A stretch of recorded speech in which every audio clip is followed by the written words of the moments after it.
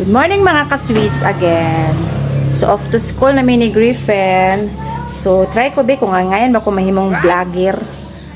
Vlogger di ay. So kanin cheese sticks ikarga ni namo. So kay ang style ni Dadski or nila love mga ka-sweets. Basta na ay mga nahuman na mo nga putos.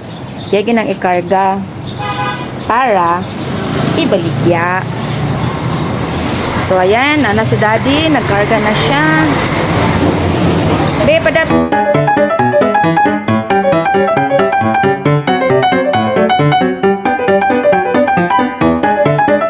Si Carla, mga ka-sweets. Say hi, Carla. Hi, good morning mga ka-sweets!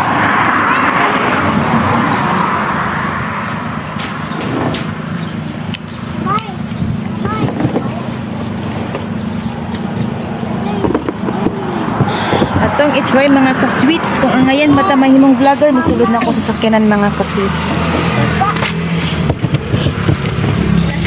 Last man na lang. The last one. Ayan. Thank you. Okay na, Day.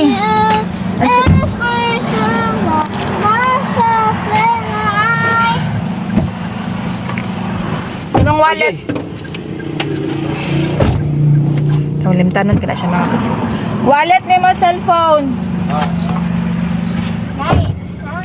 Okay, so mani ang sulod sa itong kuan mga ka-sweets.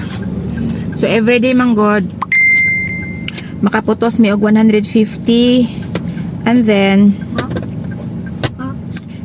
every time nga maglakaw si Daddy kung na siya mga unsa ni mga lakaw gabik-bik din na siya og cheese sticks kay para dili masayang ang gasolina or iyang biyahe mga ka-sweets. So ingana mo ang style.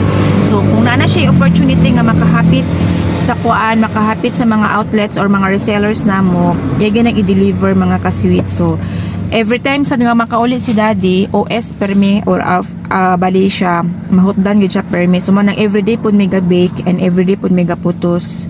So muna mo ang kuan mga ka-sweets no amo ang daily na mo nga kuan sa tawagan ni adlaw-adlaw na mo nga uy my god sa to adlaw-adlaw na mo nga gabuhaton.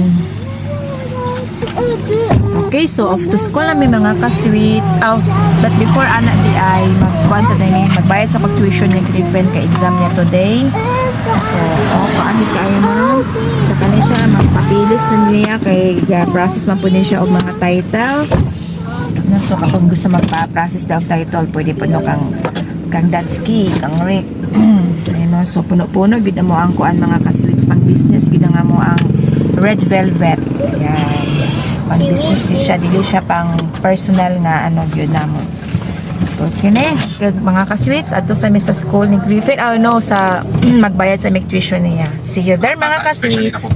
Pero syempre dahil